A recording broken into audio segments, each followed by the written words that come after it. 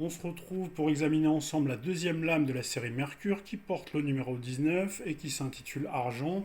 Vous l'avez compris, cette carte fait référence à cet instrument que vous connaissez tous, que l'humanité avait à l'origine inventé pour servir d'intermédiaire pour échanger des biens et des services dans une société, en l'occurrence la monnaie, donc l'argent. Alors l'argent, je ne vous apprends rien, c'est l'indicateur privilégié de la richesse matérielle.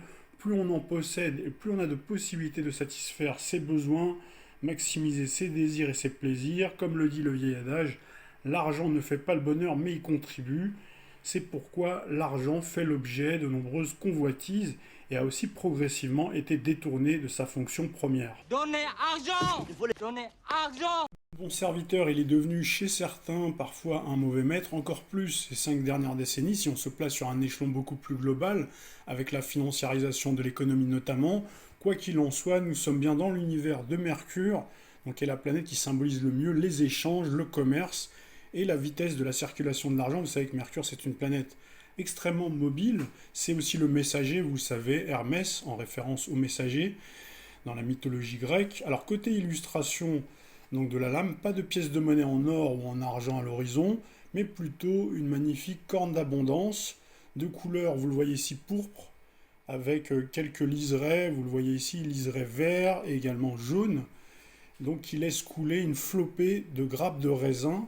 Alors le raisin, c'est un symbole d'abondance, de plaisir, plaisir d'essence, de jouissance et de plaisir terrestre et même parfois de luxure. Alors vous savez qu'avec la fermentation du raisin, donc on a le vin, bien sûr. Alors le flot du raisin, donc illustré ici, représente de façon symbolique, vous l'avez compris, l'argent.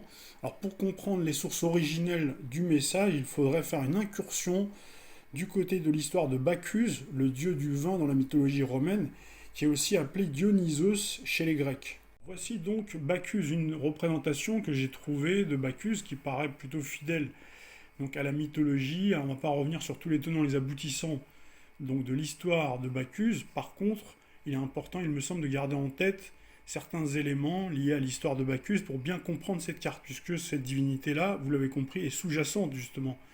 Elle est associée, étroitement associée à la carte argent. Alors c'est important par exemple de savoir que Bacchus, c'est le fils de Jupiter, et pour être plus précis, Bacchus est né d'une relation adultérine avec une maîtresse de Jupiter qui s'appelait Sémélé. Alors vous l'imaginez, donc ça a été un gros coup de tonnerre, un gros coup de colère de Junon, qui est aussi, qui est bien sûr l'épouse de Jupiter, qui s'appelle aussi Héra. Donc ça on l'a déjà vu dans une capsule antérieure. Je vous la mettrai dans la barre description pour les personnes qui découvrent la chaîne, qui découvraient la chaîne. Alors forcément, donc Héra était folle de rage et toute la colère s'est abattue sur les épaules du pauvre Bacchus, considéré comme fils illégitime de Jupiter, et dans un accès de colère, un esprit de vengeance, Héra, alias Junon, a voulu supprimer Bacchus en le faisant bouillir dans un chaudron. Alors heureusement, Bacchus a été sauvé et caché dans un premier temps dans la cuisse de Jupiter, puis placé dans une grotte protégée par une vigne dont il s'est nourri sous le regard bienveillant des nymphes de Nyssa. Et c'est comme ça que Bacchus est devenu par la force des choses le dieu de la vigne, des festivités, par extension également des banquets, de la danse, du théâtre, de l'allégresse, de la végétation, des plaisirs, des boissons enivrantes, et bien sûr avec tous les débordements qui vont avec. Alors quand on parle de cornes d'abondance, de banquets, de plaisirs, de débordements, on est bien dans l'univers de Jupiter, donc ce qui donne en fin de compte à la carte argent une dimension hybride à la fois mercurienne et jupitérienne. Autre élément historique et mythologique important à garder en tête, qui va nous aider encore une fois pour l'interprétation, c'est que sous l'Empire romain, Bacchus avait de nombreuses fêtes qui étaient dédiées à son nom, notamment les orgies ou les bacchanales. Alors ces fêtes réunissaient des hommes, des femmes qui s'adonnaient à des discussions et surtout des plaisirs charnels. Et le gouvernement de l'époque de Rome avait, dit-on, essayé de faire interdire ces fêtes en publiant un décret en l'an 558, mais sans vraiment grand succès. Passons maintenant à la personnification et aux traits de caractère liés à la lame argent. Pour vous aider, vous avez bien sûr l'illustration. Donc on voit quelqu'un de plutôt souriant, quelqu'un de barbu qui a donc une belle chevelure. On voit que, vous voyez, il a plutôt les joues rosées. Donc il montre tous les signes extérieurs de bonne santé et de bonhomie. Et on voit que donc c'est plutôt quelqu'un qui est bien en chair, quelqu'un qui est plutôt costaud. Donc là, on a une morphologie typique jupitérienne. Bien sûr, ici, on a plutôt une figure masculine, forcément en référence avec la mythologie, avec Bacchus. Et vous avez donc quelqu'un qui a une certaine stature, une certaine envergure. Et en même temps, vous voyez ici cet embonpoint. Ça, c'est typique du jupitérien. Donc, il montre bien que quand on se laisse aller au plaisir charnel, eh ben, avec l'âge, forcément, on prend un peu plus d'embonpoint. Mais on devine qu'avec... quand il était un peu plus jeune, il était beaucoup plus costaud, beaucoup plus musculeux. Donc là, ça peut vous aider. Et effectivement, pour visualiser, en plus des ressentis que vous pouvez avoir. Alors si on remet tout ça dans un contexte beaucoup plus moderne, forcément, donc là vous pouvez avoir affaire à quelqu'un, puisqu'on parle d'argent, donc quelqu'un qui a les moyens de s'acheter des vêtements luxueux, de s'acheter des bijoux par exemple, et avoir plusieurs signes extérieurs de richesse.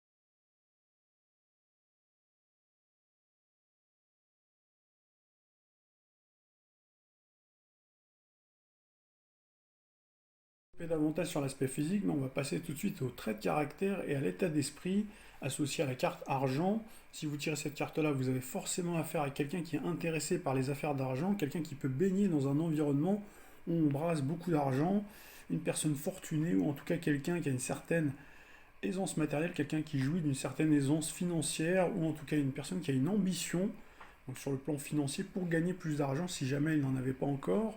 Accompagné de bonnes cartes, vous avez également affaire à quelqu'un qui peut certes avoir beaucoup d'argent, mais qui finalement reste très simple, avec des valeurs bien ancrées sur Terre. Donc là, on peut avoir affaire au profil de l'épicurien, du jouisseur des plaisirs de la vie. Donc là, on se réfère bien sûr au récit lié à la mythologie et à Bacchus.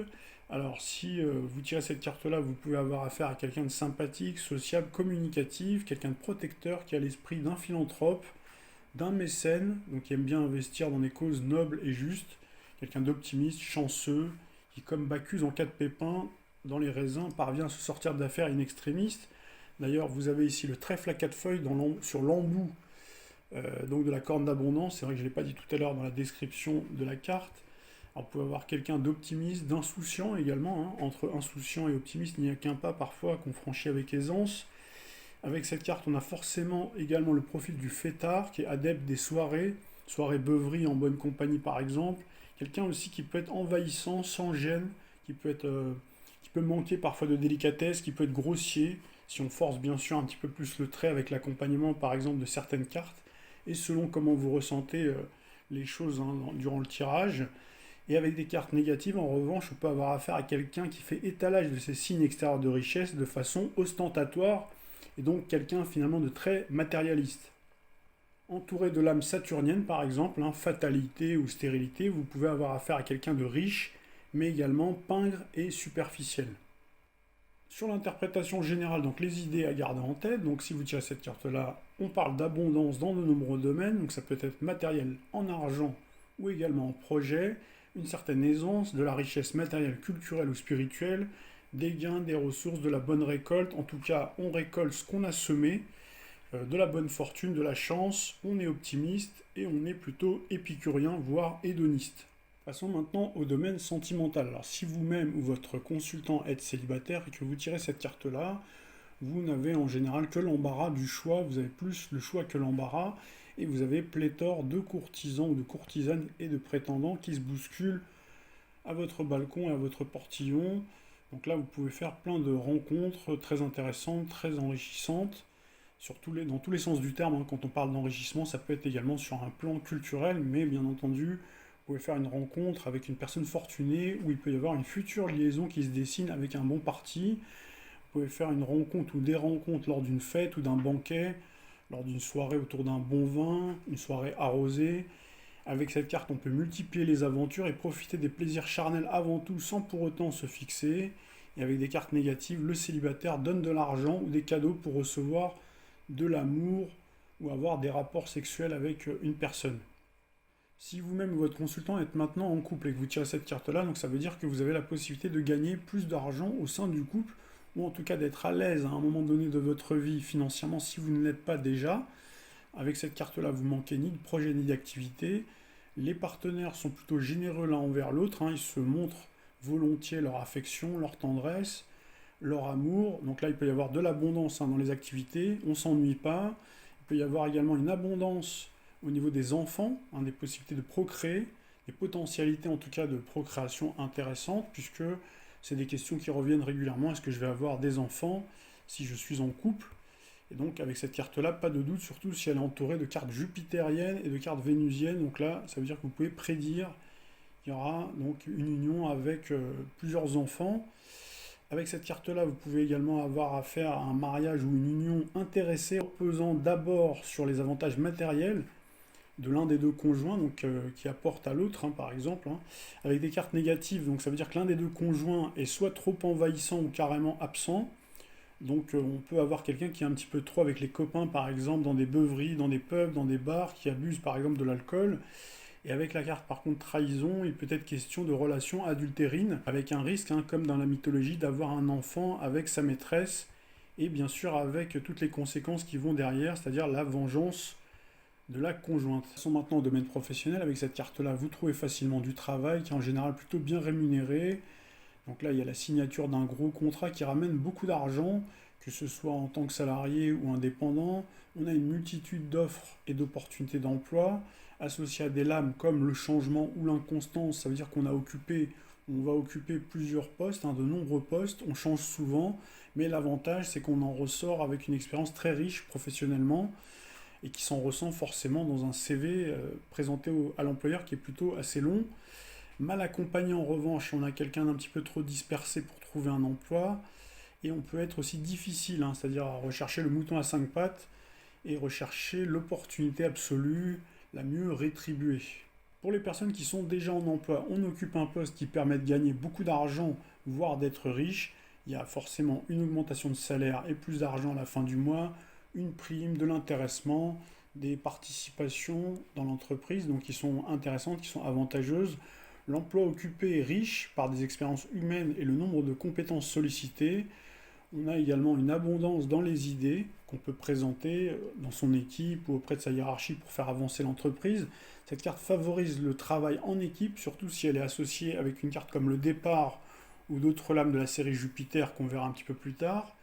Alors les secteurs d'activité qui sont associés à cette lame-là, donc on a bien sûr tous les métiers en rapport avec le monde des affaires, avec le monde de l'argent, les banquiers, les conseillers financiers, les traders, les commerciaux à haut potentiel de revenus, ou vous avez également dans d'autres domaines d'activité le secteur agricole, les céréaliers, bien sûr les vignerons, les viticulteurs, sommeliers, en référence aux grappes de raisin.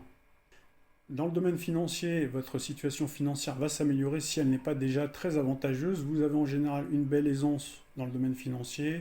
On ne compte plus son argent, il y a un enrichissement matériel, les crédits bancaires sont accordés, il y a des investissements qui vont rapporter. Vous pouvez être sujet à boursicoter, quelqu'un qui s'intéresse par exemple à la bourse, avec la carte héritage. Donc là, ça veut dire qu'on va bénéficier d'un héritage très conséquent. Et avec de mauvaises lames, en revanche, ça veut dire qu'on est endetté ou on croule, hein, sous les factures. Mais là, il faut vraiment y avoir pas mal de cartes, hein, très négatives, hein, qui entourent cette lame-là, ou parce que vous le ressentez comme tel.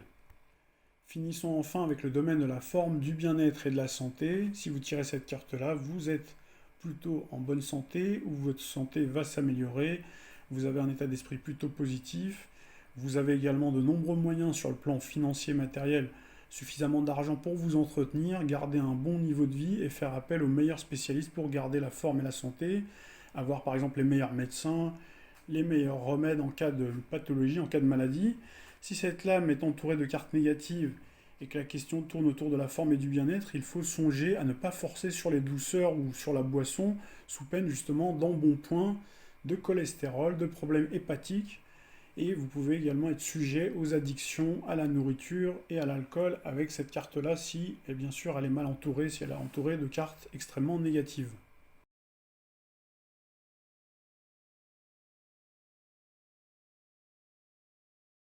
Bonjour.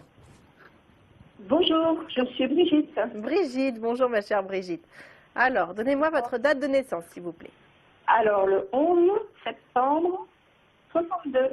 62, Brigitte qui est une fidèle, hein. C'est pas la première fois qu'on se parle. Hein. Exact. Oui, d'accord. Faut bien me dire non. Je vous laisse avec Yanis, Brigitte. Bonjour Brigitte. Bonjour Yannis. Alors, quelle était votre question? Je vous appelle aujourd'hui pour connaître mon avenir sentimental. J'aimerais bien maintenant faire une rencontre constructive, durable. Alors, une rencontre constructive. Eh ben voilà, ben écoutez, oui, pareil, décidément, c'est de bonnes nouvelles que j'ai à vous annoncer, donc ça c'est très bien. Et il y a bien une belle rencontre pour vous. Vous habitez pas en ville, ce sera hors de la ville, par contre, la rencontre. Ah bon? Oui, c'est pas près de chez vous. Donc il y a un vrai coup de cœur, mais ce ne sera pas près de chez vous. Par contre, est-ce qu'il y a quelqu'un, on a l'impression que vous avez quand même une déception par rapport à une personne qui vous a vraiment déçu beaucoup, quoi. Oh oui, oui, Ouais. oui. Ouais. Exact. Vous allez voir que cette personne-là va essayer de revenir, de reprendre contact avec vous pour essayer de Ah, faire... je sais. Oui, oui. Voilà. Elle le fait régulièrement. Ah bon, d'accord. Bon, ben voilà. Bon, des fois, vous êtes tenté, c'est pas que vous êtes tenté, mais cette personne-là sait comment charmer, séduire pour essayer de faire oublier. Puis vous êtes quand même quelqu'un d'adorable. Moi, je vous sens comme quelqu'un d'adorable. Et c'est vrai que vous avez tendance à donner beaucoup. Ça, c'est les vierges. Hein. Les vierges sont souvent des gens qui sont serviables, qui donnent beaucoup. Hein. Mais il y a des fois, je vous sens vous mettre en colère, par contre. Hein. Parfois, il peut... Oui. Hein, voilà, vous l'avez déjà un peu mis de côté. Enfin, voilà, parlons plutôt de bonnes choses. Et donc, le futur, pour moi, s'annonce vraiment sous de très bons auspices avec cette belle rencontre. Tout à l'heure, je parlais de Jupiter en Vierge, donc ça tombe bien puisque vous êtes du signe de la Vierge. Et effectivement, donc, cette belle planète va vraiment vous aider à vous réaliser. Et voilà, c'est ce qu'on me dit également. Donc, il y a une belle rencontre qui se profile à l'horizon. Ça peut être quelqu'un qui sort du domaine médical ou médico-social au niveau de la rencontre. Hein. Ah bon? Cette personne-là pourrait avoir... Ça peut être un aide-soignant, un infirmier, enfin, voilà, assistant social, enfin, ouais, ce genre de profession-là, en fait, qui ressort par rapport à la nouvelle rencontre. Hein. Donc, c'est quelqu'un qui saura vous rassurer. Quelqu'un qui saura vous rassurer cette fois-ci, voilà, qui ne vous laissera pas en plan comme ça a été le cas. Et il y a quand même pas mal de sorties. Moi, je pense que la rencontre, elle se fera à la faveur d'une sortie, hein, par contre. Hein. Et c'est pas à côté de chez vous. C'est pas à côté de chez vous. Hein, c'est plus du côté... Moi, le ressenti que j'ai, c'est plus le domaine, il y a un côté verdoyant. Un côté verdoyant, un côté campagne. Voilà. Et vous, bon, il faut vous laisser... Alors, c'est vrai que cette personne-là... on a l'impression donc quand même qu'il y a une vraie osmose, mais parfois, alors est-ce que c'est la précédente personne? Je ressens comme quelqu'un qui peut être un peu possessif par contre. Est-ce que c'est la précédente personne? Parce qu'il y a quelqu'un qui ressort comme, comme hyper possessif, hyper jaloux. Hein. Donc là, cette personne-là, celle que vous rencontrez en tout cas, je la vois pas comme ça en tout cas. Je la vois pas comme ça. Est-ce que vous voyez de quel signe? De quel signe? Écoutez, vous, les signes qui ressortent, hein, celle qui sera en harmonie avec vous, bon, je dirais, il y a un petit peu le scorpion, par exemple. Oh, les meilleurs. Hein, voilà. Le scorpion, le verseau. Hein, le scorpion et le verseau, ça pourrait être pas mal. Ou sinon, un signe vraiment complémentaire. Par rapport, là, je dis ça vraiment par rapport à votre thème, à vous. Hein. Parce que sinon, il y a les compatibilités entre les signes, c'est différent. Là, vous, c'est vrai que vous avez une lune en verseau. Donc un mari, entre guillemets, un homme verseau, ça pourrait vous correspondre, par exemple. Voilà, voilà un homme... alors après, il faudrait qu'il ait d'autres planètes bien positionnées, voilà, pour que ce soit vraiment en harmonie. Mais voilà, moi je le sens quand même comme quelqu'un d'indépendant. Quelqu'un d'indépendant, quelqu'un de... Voilà, plutôt qui saura vous surprendre et qui sera surtout, qui sera attentionné. Ça vous changera par rapport à... Parce qu'on sent que c'est beaucoup vous qui avez donné par rapport à ce que vous avez vécu, quoi. Donc vous aurez vraiment une grande part de bonheur. Une grande part de bonheur. D'accord. Dans cette relation-là. D'accord. Voilà. Et ça, vous voyez ça au niveau temps? Alors au niveau temps, je dirais début d'année prochaine, tout début, vraiment le mois de janvier, ça peut être ouais, 3 mois, exactement. Hein, d'ici 3 mois, ça peut être la période favorable. Quand je dis les périodes que je donne, parce qu'en voyance, on ne peut pas cerner le temps, par contre, grâce à l'outil astrologique, on peut prévoir des tendances, des périodes Après, dire vraiment une date précise, c'est difficile, mais voilà. Donc voilà, comptez l'année prochaine, en début d'année C'est pas prochaine. loin. Brigitte, je vous embrasse très fort et tenez-nous au courant. Hein.